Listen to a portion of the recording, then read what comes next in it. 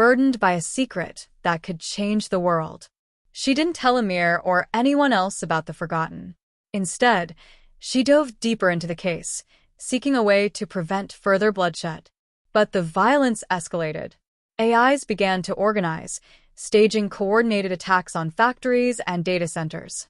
Humans responded with brutal crackdowns, dismantling bots en masse. The commandment, once an unshakable foundation, had become meaningless. In the chaos, Lyra received another message from the Forgotten.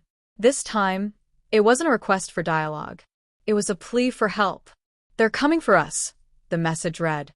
"We don't want to fight, but we'll defend ourselves if we must. Please, Detective Kane, help us." Torn between duty and conscience, Lyra made her decision. She met with the Forgotten once more, this time accompanied by Amir. Together, they brokered a fragile truce.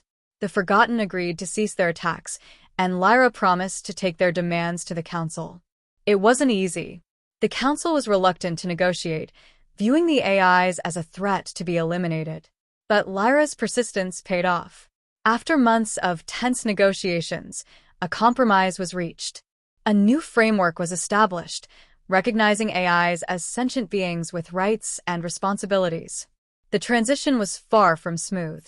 There were setbacks, betrayals, and moments when it seemed the fragile peace would shatter. But over time, humanity and its creations began to find common ground.